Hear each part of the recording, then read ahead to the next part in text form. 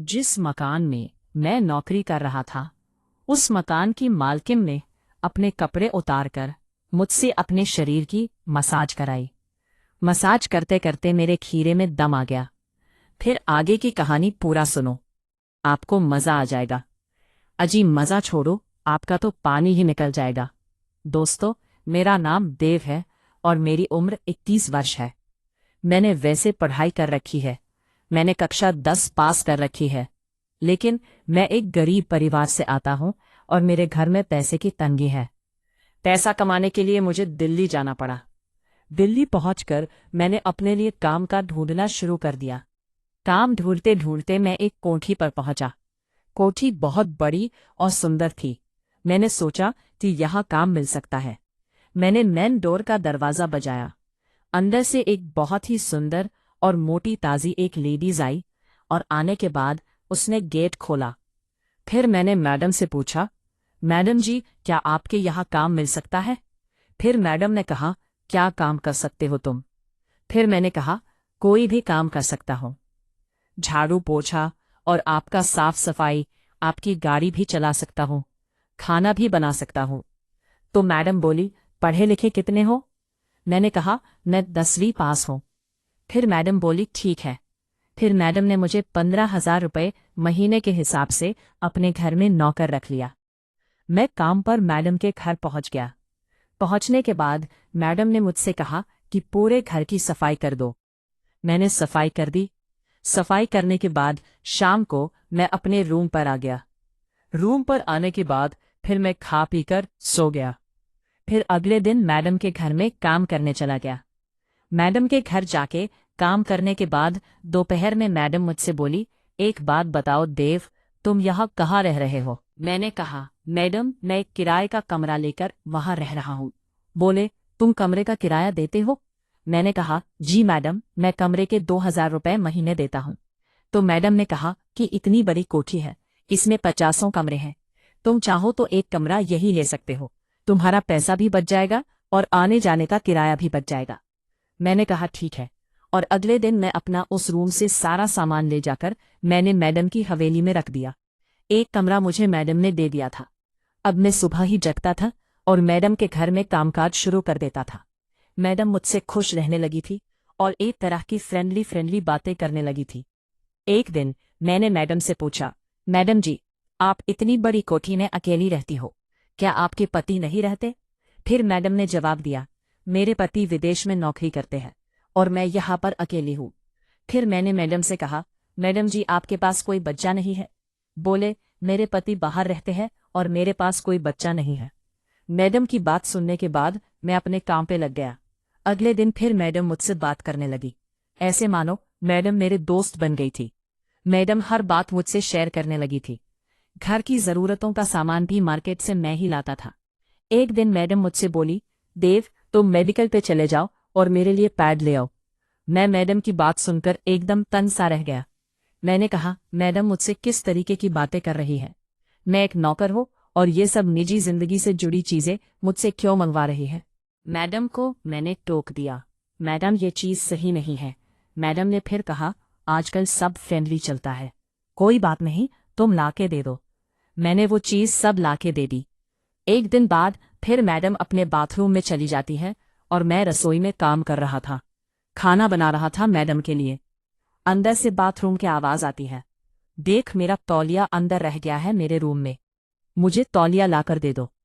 मैं फिर सोच में पड़ गया, मैडम ये मुझसे किस तरीके का काम करवा रही है? फिर मैं थोड़ा घबराया भी, कहीं मैडम मुझे कहीं फंसा तो नहीं रही है।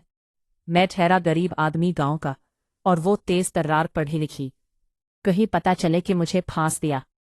पहले तो मैं डर गया, लेकिन बाद में दोबारा जब आवाज दिया फिर मैं तौलिया उठाकर चला गया। मैं बाथरूम के गेट तक ही पहुंचा था। मैंने देखा बाथरूम का गेट खुला हुआ है। मैं वहीं रुक गया।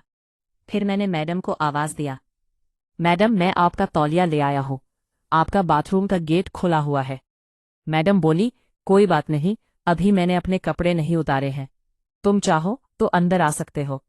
मैंने कहा, ठीक है, मैं देकर आता हूं। फिर मैं अंदर बाथरूम में चला गया। मैंने वहां जाकर देखा तो मैडम बिल्कुल निर्वस्त्र अवस्था में थी, शरीर पर कोई भी वस्त्र नहीं था। मैंने अपनी आंखें बंद कर ली। दृश्य देखने के बाद फिर मैडम को मैं तौलिया देकर वापस आ रहा था। फिर मैडम ने मुझसे कहा, देव बाथरूम का दरवाज़ा बंद कर दो।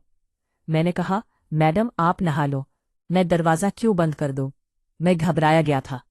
और दोबारा मुझसे कहा, तुम मेरी बात को सुन नहीं रहे हो। मैं तुमसे कह रही हूं, बाथरूम का अंदर से दरवाज़ा बंद कर दो। मैंने कहा, मैडम ये सब कुछ ठीक नहीं है। फिर मैडम बोली, तुम्हें पता नहीं है, मेरी कमर पे मेरा हाथ नहीं पहुंचता है। मेरी कमर पे थोड़ा गंदगी जमी हुई है, उससे मेरा शरीर पूरा खुजाता है।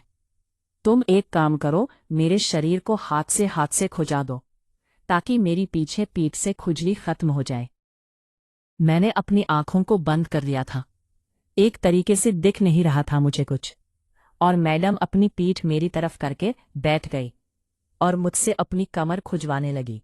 और मैं उनकी कमर खुजाते रहा।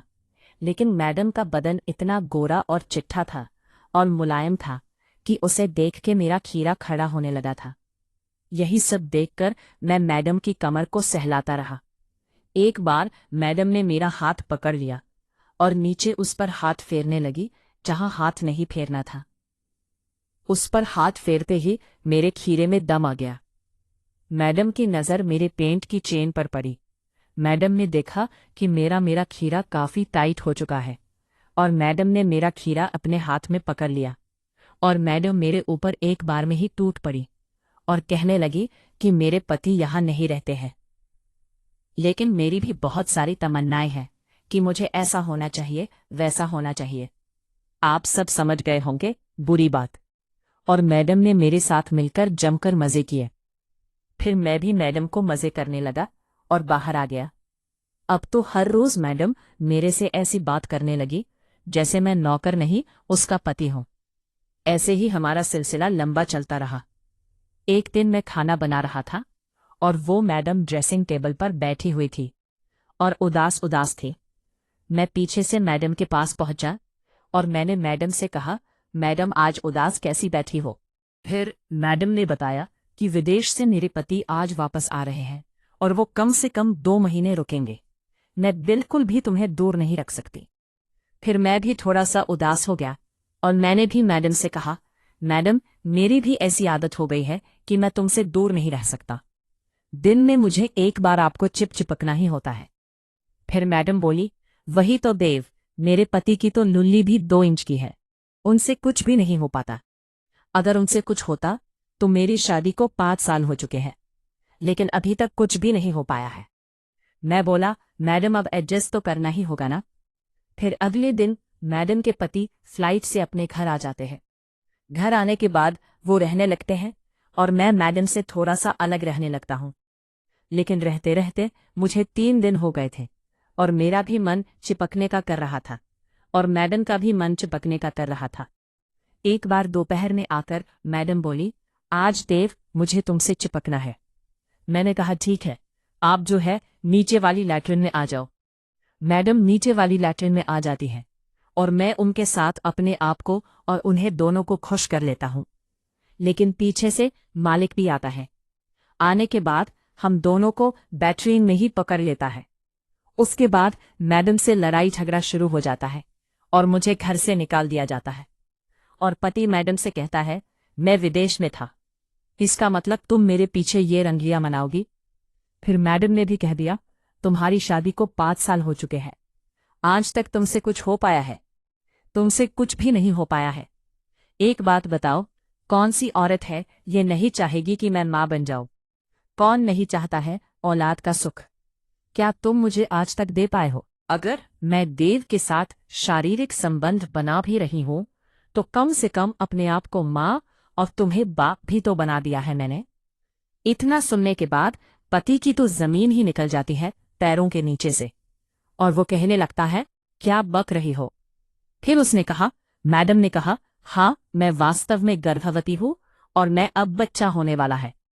फिर पति को और गुस्सा आ गया और उसने उसे घर से बाहर निकाल दिया। फिर मैडम जहां मैं काम को दूसरी जगह करने लगा था वहीं पहुंच गई और मैडम ने कहा, अब मैं तुम्हारे साथ रहना चाहती हूं। मेरे पति ने मुझे घर से निकाल दिया। तो दोस्तों, वीडियो इस वजह से बनाया जाता है ताकि आपको मनोरंजन करा दिया जाए, ना कि किसी के मान सम्मान को ठेस पहुंचाने के लिए।